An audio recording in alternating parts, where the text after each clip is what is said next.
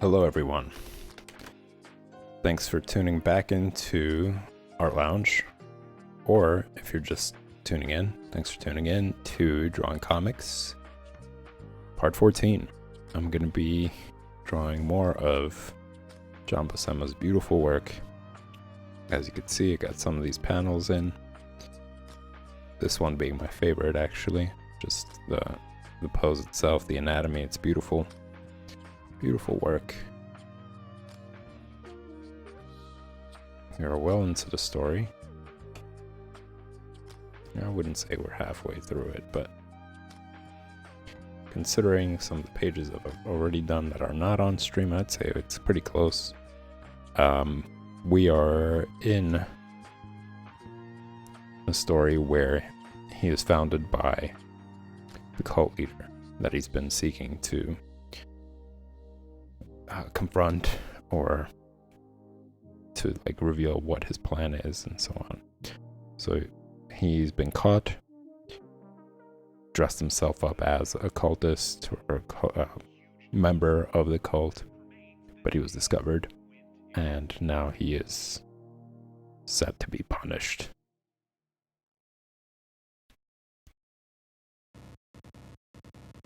So you could see some beautiful expressions there. It's one of the biggest reasons why I really love his work is because he's able to capture that. Again, a lot of his work portrays this realism and has these real expressions, also kind of exaggerated, and it's a good balance between both. It's just anatomically it's so well done.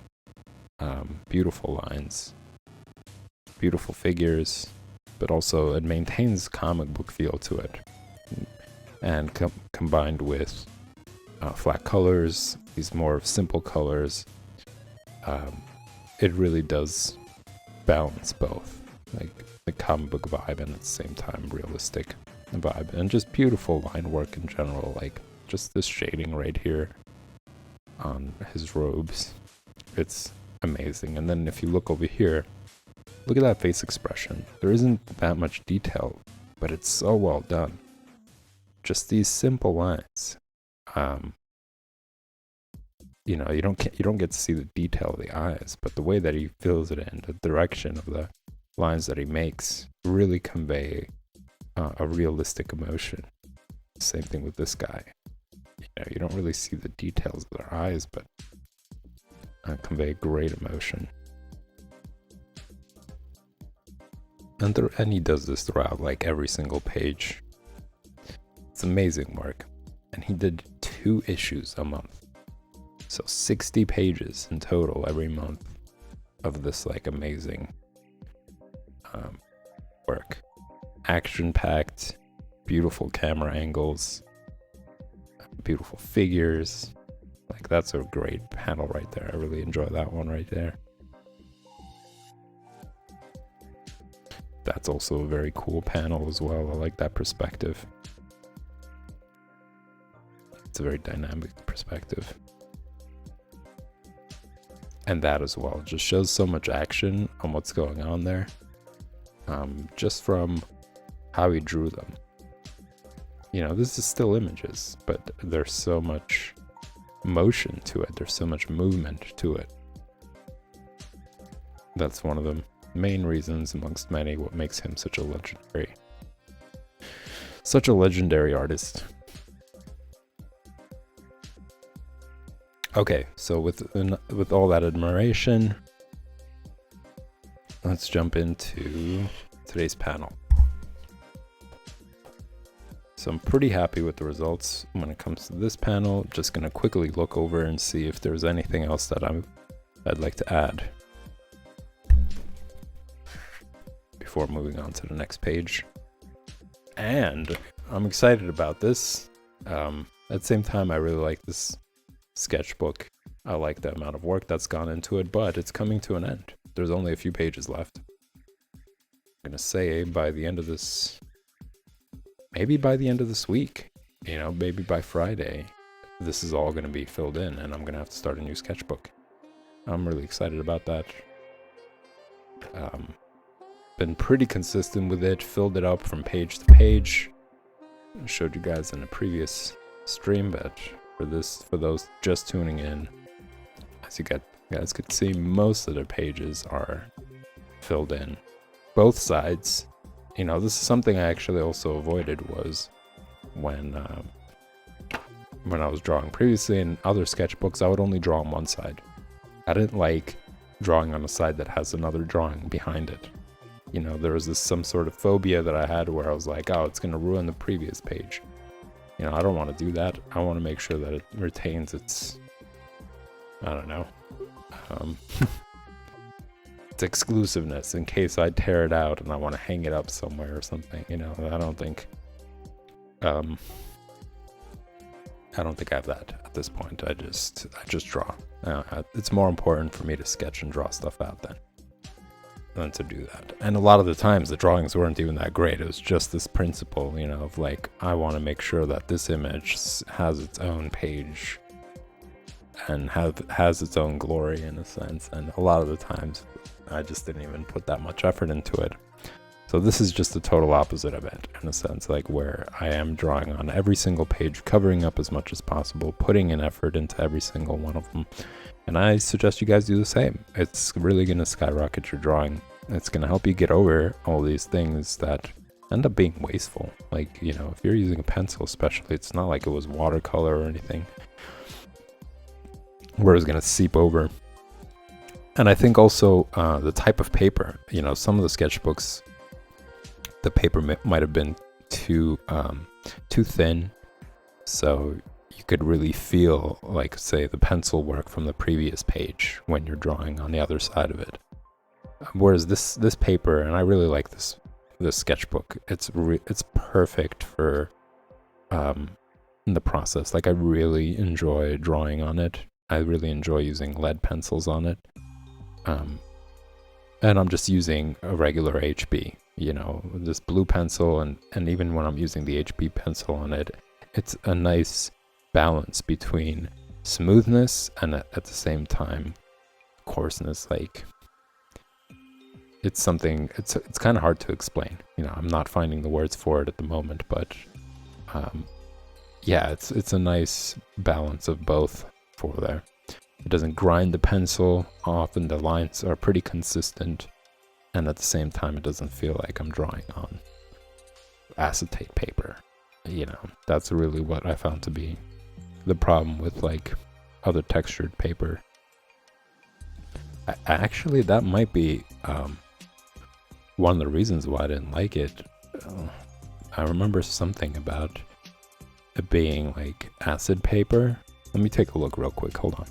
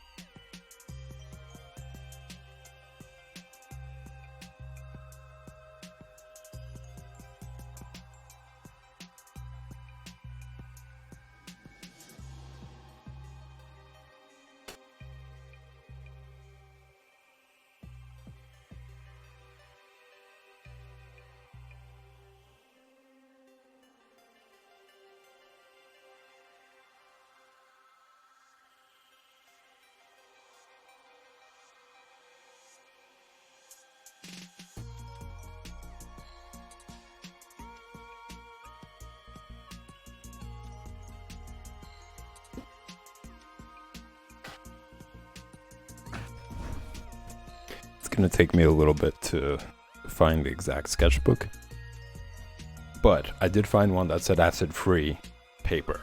So there are some sketchbooks that have like acid on it, I guess, and that kind of gives it this like glossiness, and it makes the entire experience really unpleasant for me. I really hate how the pencil or the lead really goes on that paper. So I really do enjoy this one. This is Canson. I'm going to try to find a similar one, maybe slightly bigger. But really, it just shows that, you know, this isn't such a big one. It's a little bit bigger than my hand. But there's just so much that could be done with it. You know, I also like its soft cover. It's easy to throw in your book bag and draw. Although, if you're carrying it around a lot, I wouldn't suggest the spiral books. I suggest the ones that are like fully covered. Maybe even a hardcover one for a small one like this. This one right here. This is great for travel. This is something small. You really could just spend your time if you're like on public transportation, just sitting there and killing time drawing on this, practicing your basic shapes, practicing shading techniques, just mindless work to improve your hand-eye coordination, your ability to like control your pencil and stuff like that. But yeah, it doesn't have the spirals on it. And what ends up happening is like these spirals, depending on how you put it in your book bag or whatnot, they tend to like bend, and then flipping over tears like the front cover off and other pages as well. It just becomes a problem. So like something like this, maybe bigger or a little bit harder in terms of the cover. You could also cover the entire page with duct tape, and that's going to give it an extra layer of protection. It's going to make it more sturdy. That's what I've done previously when they would get tattered from being carried around so often and used and that, so on and so forth. Just some layers of like black duct tape over it, and it turns out to be pretty good protection. There's other ways to do it as well, but that's just like the most simple, basic way to do it. Alright, well, enough with the sketchbook talk.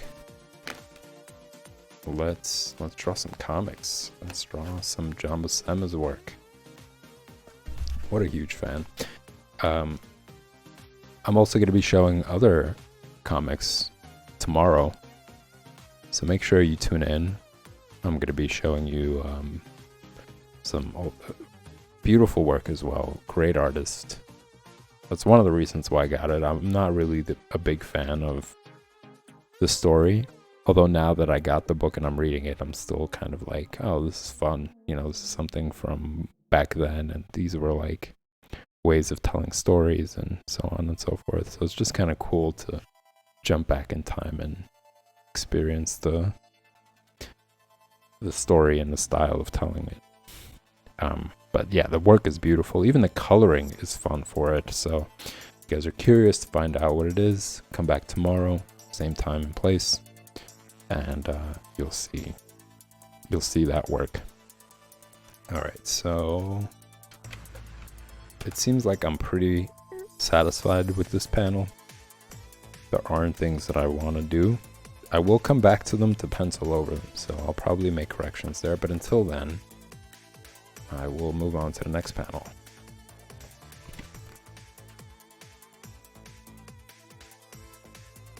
Bring out this very cheap but excellent ruler. I really enjoy it.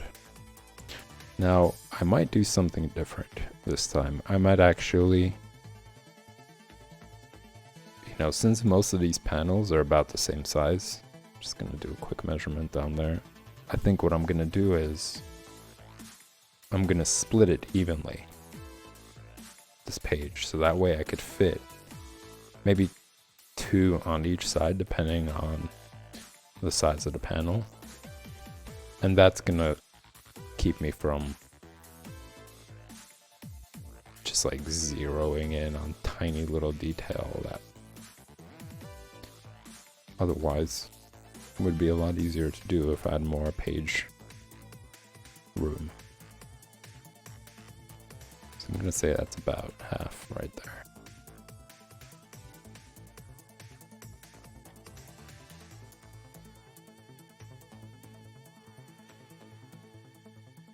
The other panels are kind of bigger. So this is a good balance in between both.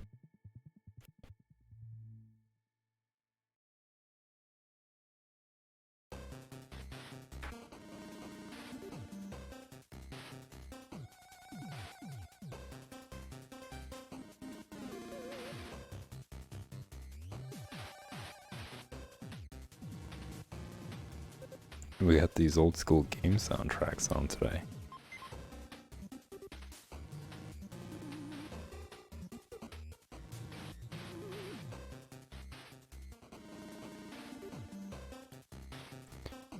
So it's a narrow panel. Let's just see in terms of width. What's the difference here?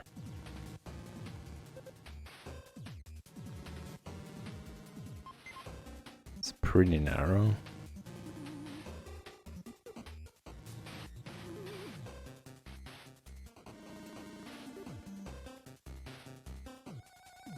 Kind of eyeing it because I really don't want to do these calculations for how much bigger it is.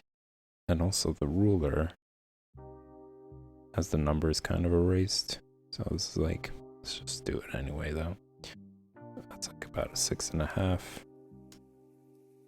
And this is 4. So it's like 2-inch difference between the lengths. Yeah, length and width.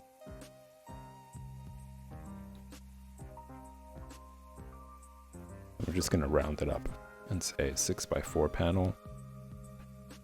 So this is a 9. So 2 inches less would make it a 7.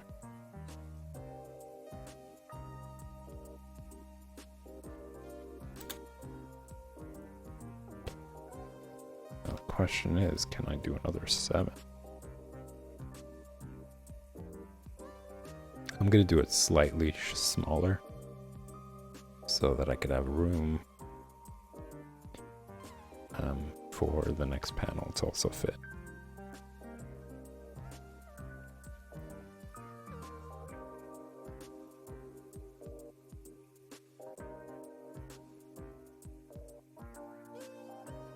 In fact, I'm just gonna do it now. Have that little gap there.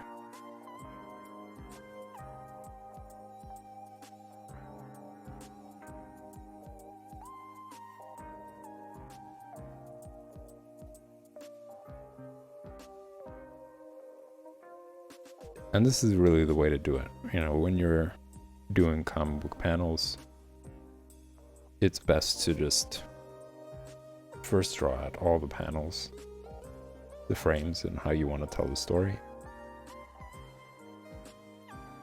And then jump into the detail.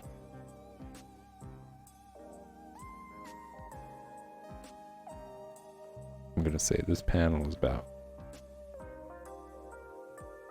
Maybe you could even center it.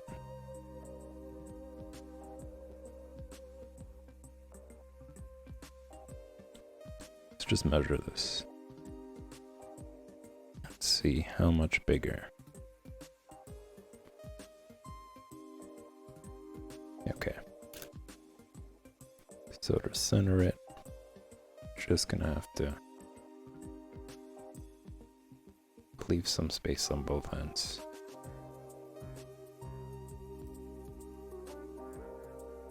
Like so.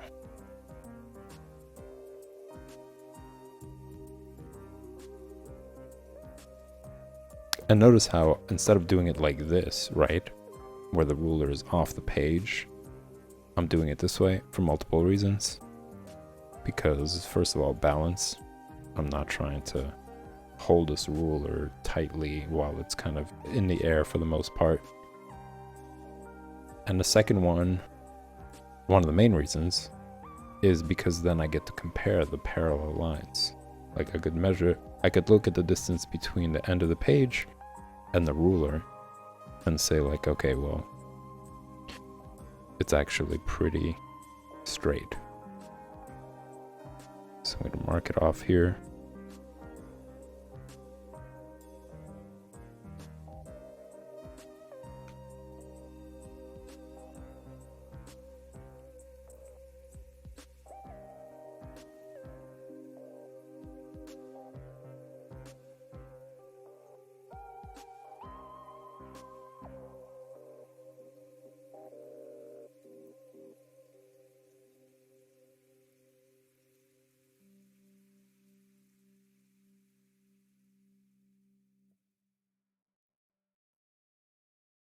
Mark it off here.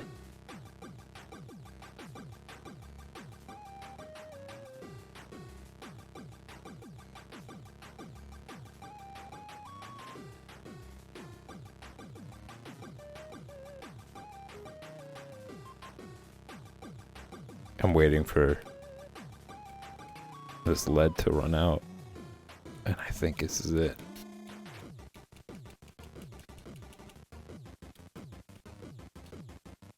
Okay, time to refill the lead. All these changes. Coming to the end of the sketchbook, making big announcements in the middle of the week. Maybe a little bit later. Having to refill the lead. Exciting times.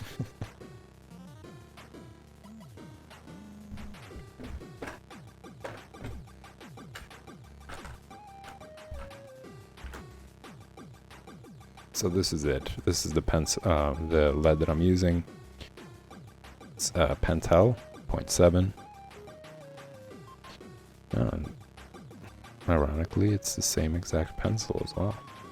It's also a Pentel pencil.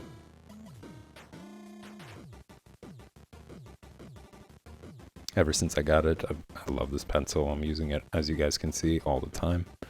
I really enjoy it. I like how it glides on the paper.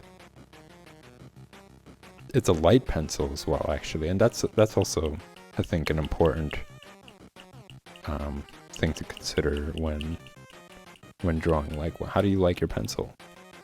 I use this one a lot because it like saves having to sharpen a pencil every time, like a regular pencil, or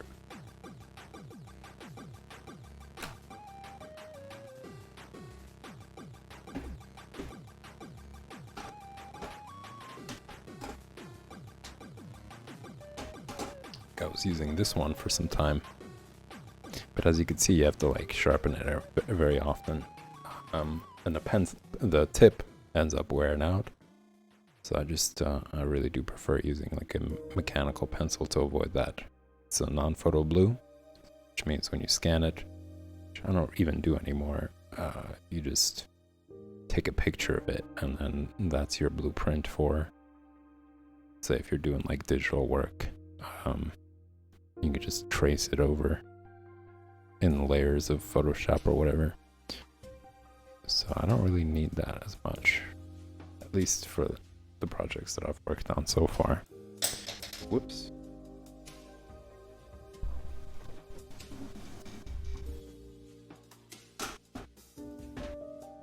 But previously, I had a mechanical pencil that was really top heavy, like because of the eraser, just because of what it was made out of.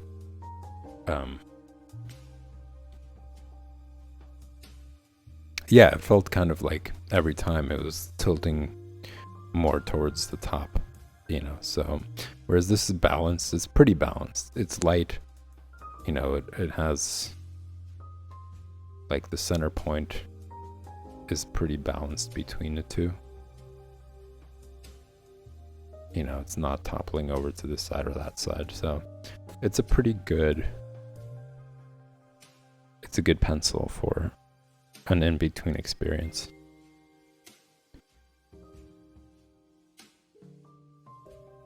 It's great for sketching because it's so balanced.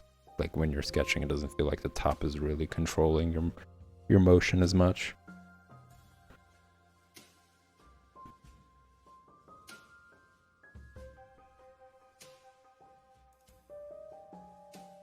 Okay, so we set the panels, and this is really how I would do it whenever I would work on comic book panels. I would just first start out with the frames.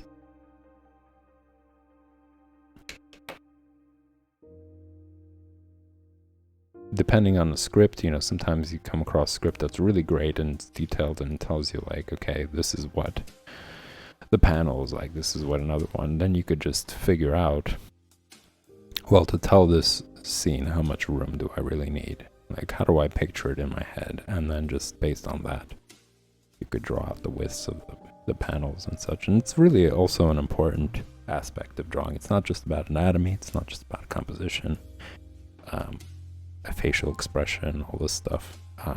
It's also a lot to do with panel work, how you tell the story. And this is another great reason why it's important, I'd say, for anybody who's interested in drawing comics, to pick a comic book they like and learn from it, because it shows you, like, just from having to copy, just from having to draw them out and, you know, trying to draw out what they're making, you're covering so much ground, you know, from telling how to tell a story, facial expression, body expression, action, line work, practicing all these different elements of sketching lightly, you know, using shapes to create form before jumping into detail. That you're doing all this stuff while you're copying this content. So it kind of takes out the biggest part of it all, is working from your imagination. It's overwhelming having to, if you're learning comics, having to keep all those things in mind, as well as working from your imagination to do it. And it just puts you in practice mode and having to mentally and physically understand all these things and learn them and figure out, like, what is the best method, what are the fastest ways to do all that. You know, should I start out by doing the panels first? You know, isn't that much better than having to do one panel, filling it in, do another panel, filling it in? Just understanding your own workflow, what's best for you in a sense. Yeah, it helps to do all that. So I highly encourage anybody who's pursuing this field to take that on.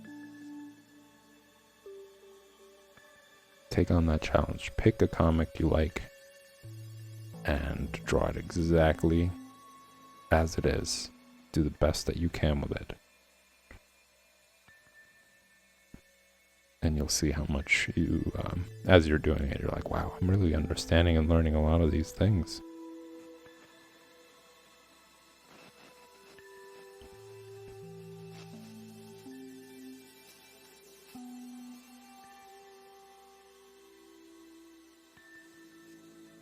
So right now, as I was mentioning, I'm just sketching out big shapes to fill up the page as much as possible.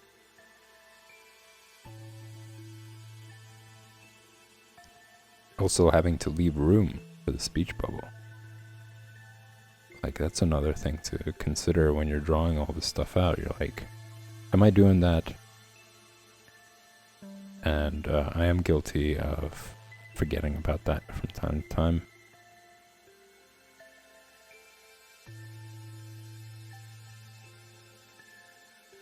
Unintentionally, it's just getting so much into the work and wanting to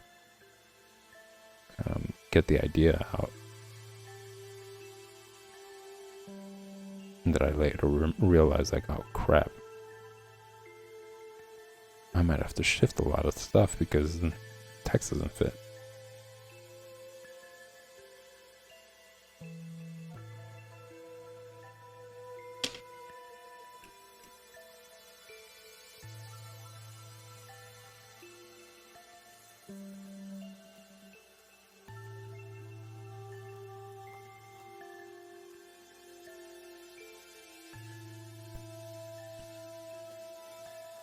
So something I mentioned very often in previous streams, when you are in this part of the process, pay attention to, in order to achieve good accuracy, in order to achieve good results, pay attention to the relationship between objects. So for example, how far is the head from the speech bubble? Study that space gap between it. Like, is it really that distant? Is it really that close? And that will help ensure that everything fits in the page when you're working from reference. it's mainly a referencing tool. You know, like when you are looking at something and you want to draw it exactly as it is, you could pull out that perspective, right? It's just the perspective. You're looking at things a different way, to ensure accuracy, to make sure that things are right.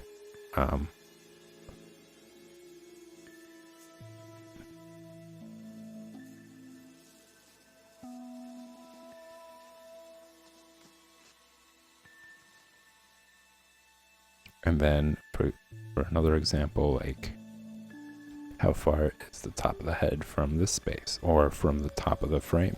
You know, is it really much higher or lower?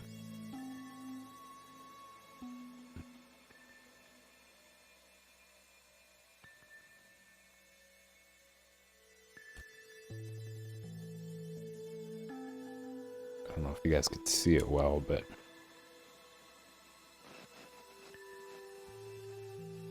now that I'm looking at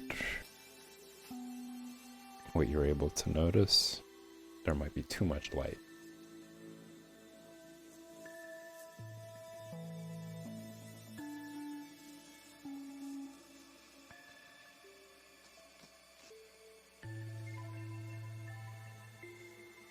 Let me just adjust that real quick and see how much.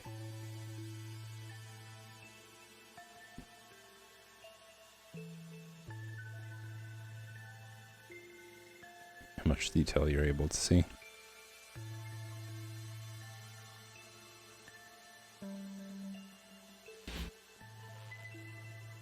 I think that's about right. Okay. So I don't really want to take away the light from the paper. That's going to obstruct my vision.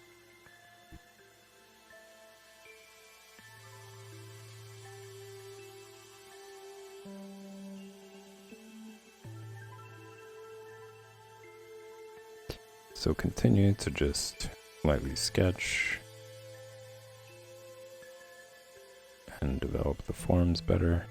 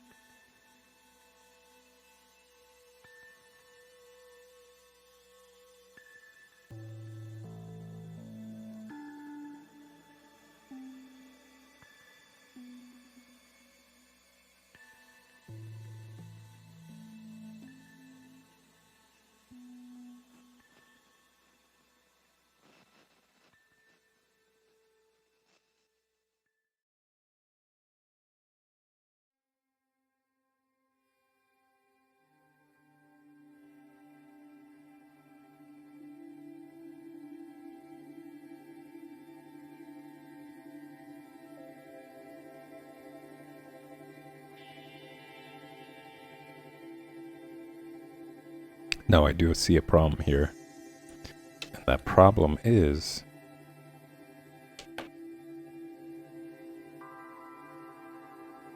in the original, the hands are much closer. The hand is much closer to the hair.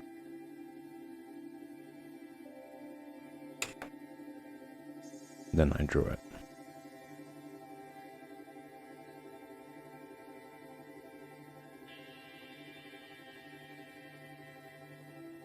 So I'm going to continue to sketch stuff.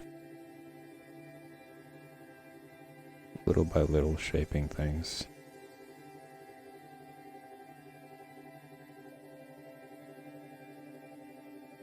Establishing starting points and end points for different parts of the face and the body.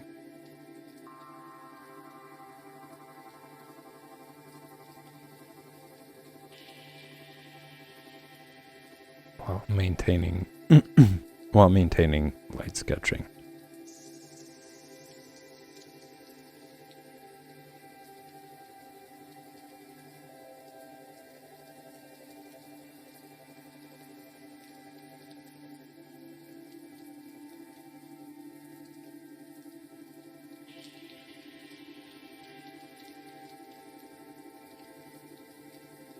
So the finger is really close to where the hair is.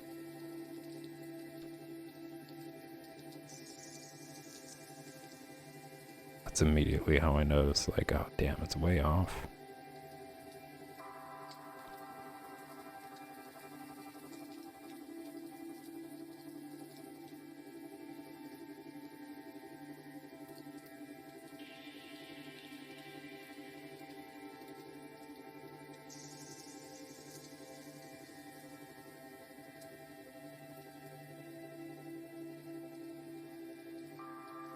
So the speech bubble's a lot bigger.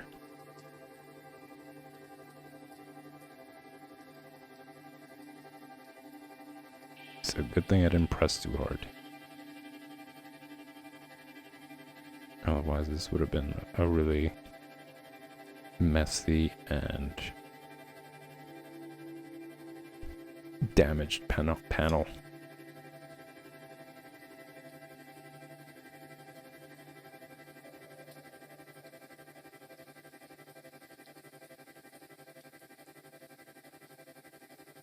Also, another thing that I've overlooked, and this is more of just, again, practicing to improve hand-eye coordination, but I've noticed that my angles wouldn't be right.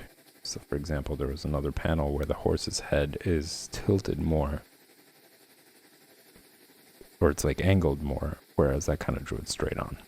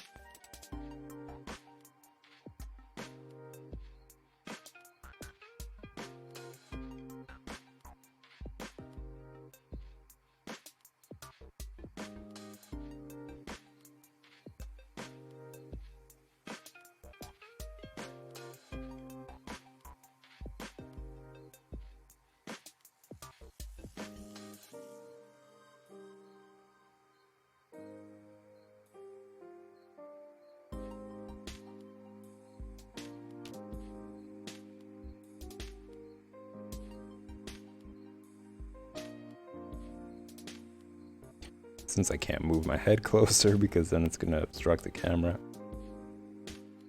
just kind of have to take a look and see what the other eye look like. It kind of looks like it's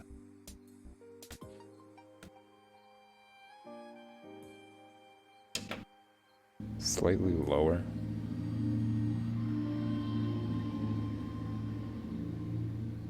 It kind of works because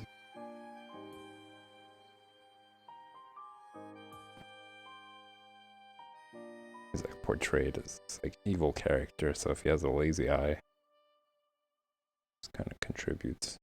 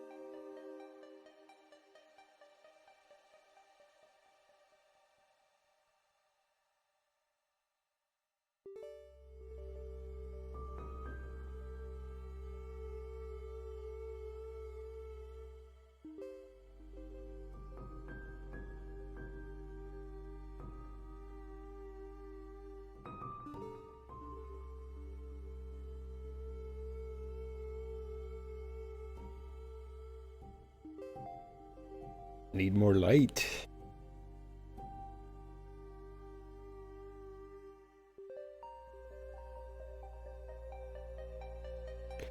Ooh, that's another important detail. When you're working traditionally, light is so important. Now, doing digital stuff, it's always the same. It's white canvas. Whereas if you're doing it traditionally and you don't have the light angled properly, it can, like, you don't even realize it, or I didn't even realize it, how much it affected my drawing and just my drawing experience, in a sense. Like, it was uncomfortable, or things were wrong because I just didn't pay attention to the light source as much. So, for example, if the lamp is a little bit more to the right side of my hand, then my hand is going to cast a shadow on the paper, and it's going to obstruct my line of vision to make lines, or to clearly see what kind of detail I'm making on there. So once I recognized that and I started angling the light in the direction that I needed to highlight the paper on, then it started to really change things for me. Like, it made the experience a lot more pleasant. My pencil wasn't casting a shadow in areas where I was drawing. You know, that's something that I didn't really start to pay attention. And once I did that, it just made the experience so much better. And I got better results in my drawings.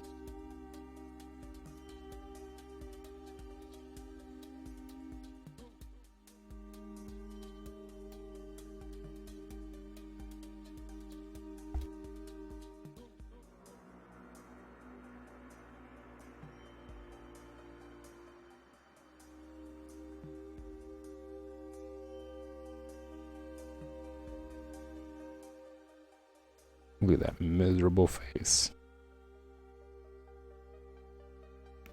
And how great John Buscema did to portray it.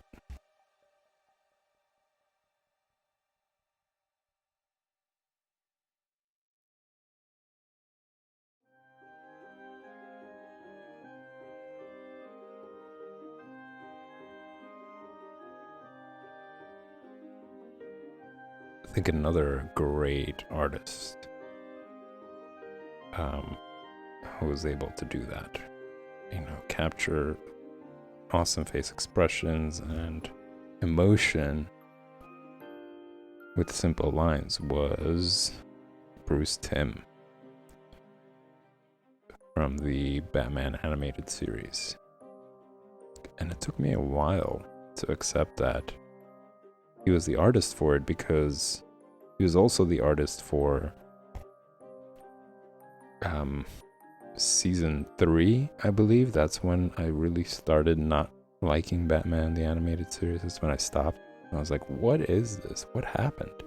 His work was so good for the first 2 seasons, and then it just really took a dive and took this very simple, angular, short figured animation. I gotta be honest, I was really disappointed by it, and I still am, like, looking at the work in comparison to what it looked like when it first launched. And from what I read, it turns out that they switched from Fox, the original company who was airing it. I think at this point, for obvious reasons, because Fox and Fox News are a terrible broadcasting company. I don't care for it, and I hope they go out of business.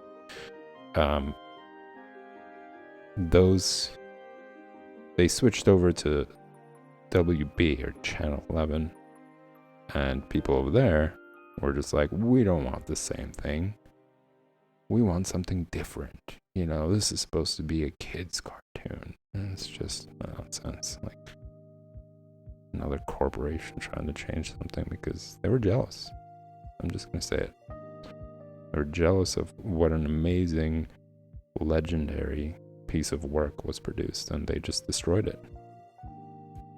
Supposedly, Bruce Timm was on board, and he was like, yeah, I want to do something different. But I don't know. Mainly it was like budget reasons. They were like, oh, it's too many frames, simplify it more. Of course, more money problems, more greed ruining things.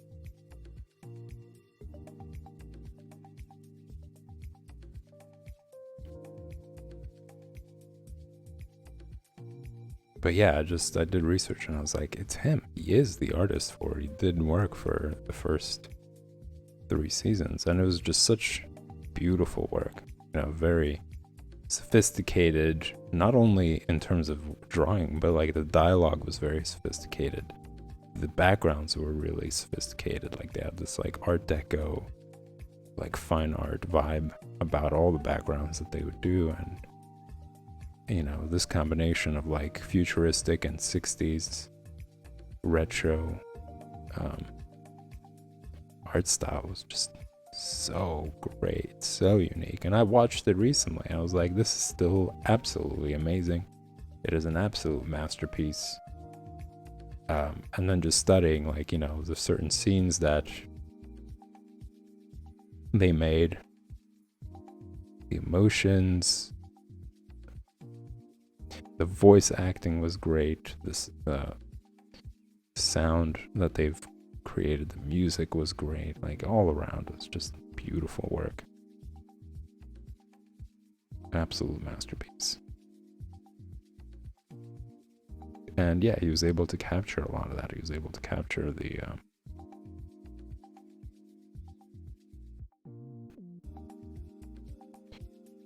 simplicity of, with simple lines, or simple lines, he was able to capture beautiful expression, emotion, and action. Of course, then it got too simple, and it just ruined everything. And I don't believe that he really wanted to do that. I don't think that Bruce Timm wanted to really change it up to that. Like, it was, up until that season, it was hands down great entertainment for adults as well. And I find it to be extremely entertaining still. All around.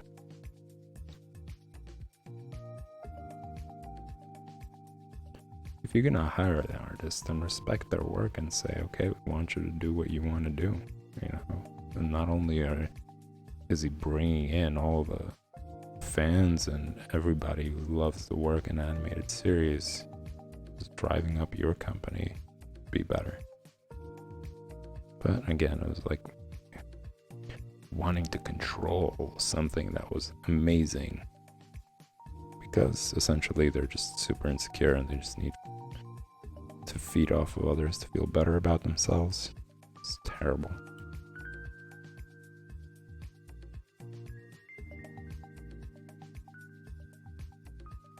A lot of this stuff is assumption, but I don't think I'm off on it.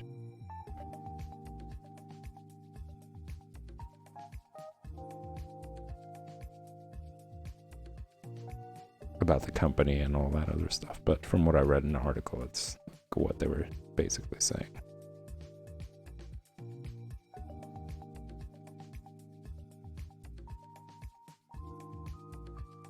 And to say that it's a kid's cartoon, it's like it's a bunch of adults, musicians, artists with like beautiful work and in their portfolio, like doing all that stuff. It wasn't just for kids. It was for everybody, for people who were interested in art, who like art, and kids as well. And that was the real difference there. But they played it down and said that it's meant to be for children, and we don't want the same thing as always. It's like, you wouldn't know a masterpiece if it bit you.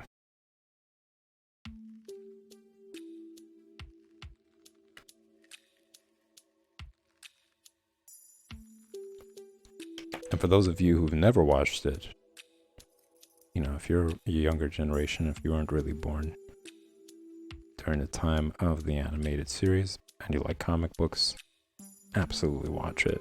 I'm pretty sure it's available on most streaming services. And I would even say, you know, get the stream service if you don't have it, just so that you can watch that series. It's absolutely fantastic and worth every minute. I just don't even have the time to revisit all of it.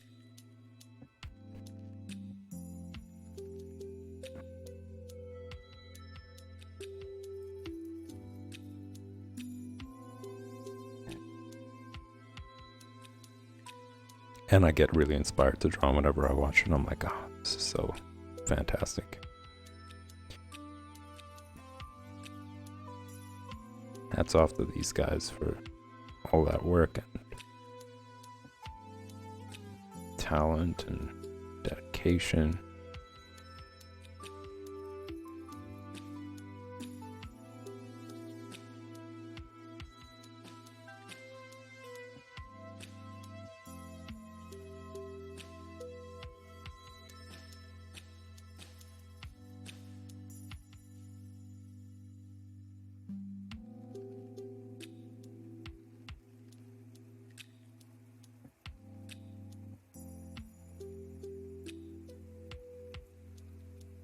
And at some point in the future, I'm absolutely going to show you guys like sketches done by Bruce Timm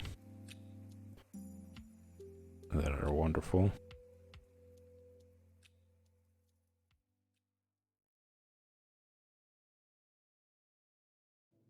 Man, time flies. It's already over. Maybe I'll go over just a little bit longer.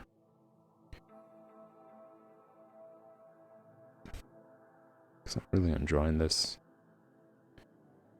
And I also want to keep talking about Batman the Animated Series.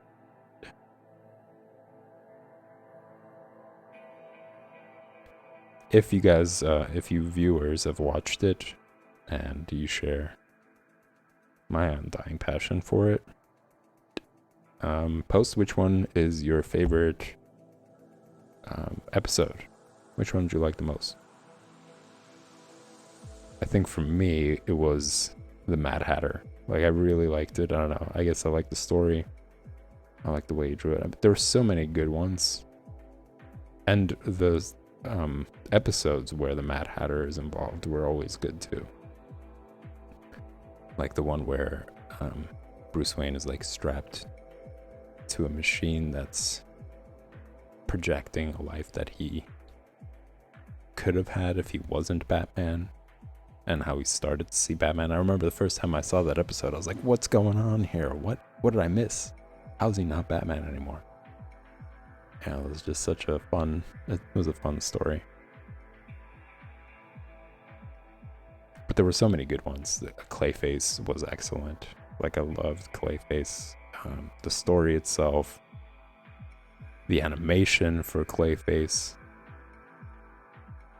It was just such a sinister character. And also, of course, Two-Face. That was great. It was beautiful. So yeah, post which one you like the most. We can talk about it on stream. I can bring it up and discuss it some more.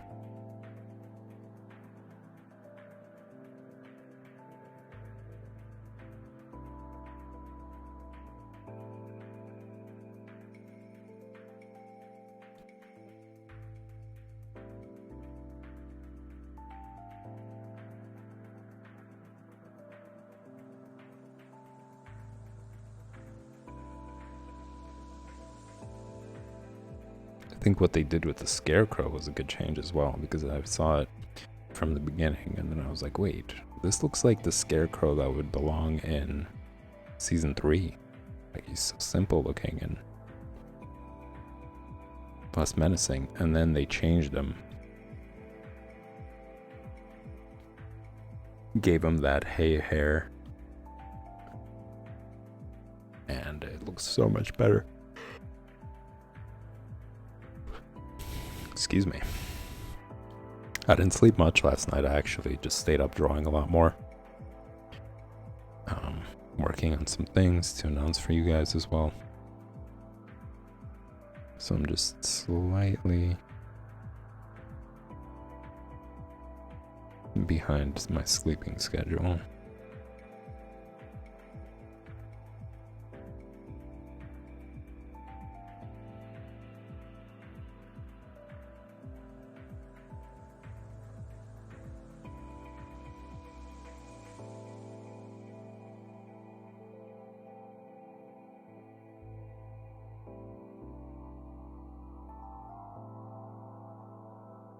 But I'm getting better at it, actually. Like, I was awful when it comes to sleeping schedules. Like,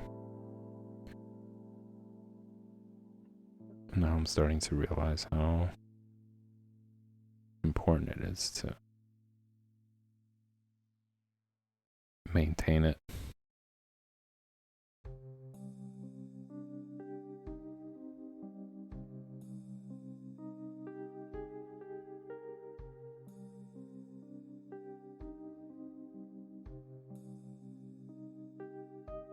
Before, I used to work at night all the time. Yeah, before doing the stream, I used to like work until like 5 a.m. And I did enjoy it, to be honest. I really did like working at that time. But for streaming purposes and other projects, it just doesn't work. Maybe at some point in the future, you know, I might switch over to that schedule again. But there's something pleasant about going to sleep when it's still dark out and waking up early in the morning.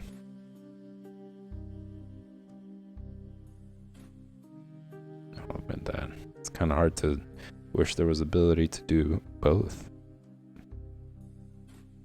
Just not enough time in the day.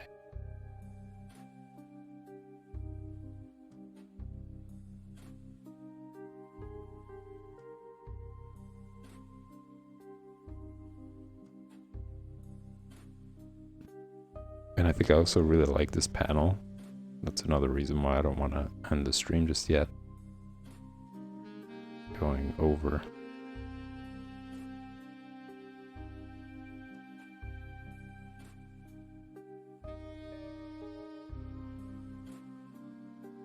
but I do need to make food. One of the biggest reasons why I need to stop.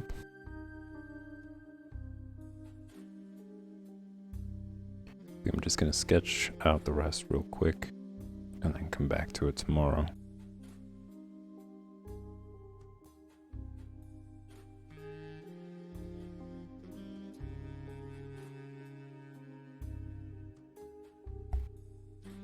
But fear not, I will be back later on today, 8 p.m.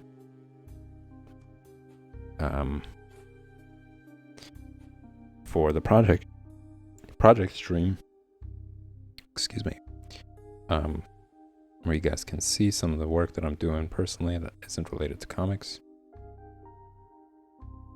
And then at 9 o'clock, I'm going to be streaming coloring comics, where I'm going to be watercoloring Jumbo-Sama's work. Panels that I've completed before from previous streams, from off stream. So make sure you tune in then as well. And if you guys enjoy this content, hit the subscribe button, support the stream, hit the like button if you're watching it on YouTube, or subscribe as well on it as well. It really goes a long way. Yeah, check out the social media. You guys can post comments, questions. As I mentioned, if you have like a favorite Batman episode that still resonates with you and you remember vividly, post and talk about it. I'll reply to you. We'll talk about it on stream. I'll mention it on stream. And yeah, I'll see you guys soon. Thanks for tuning in, y'all. See you at 8.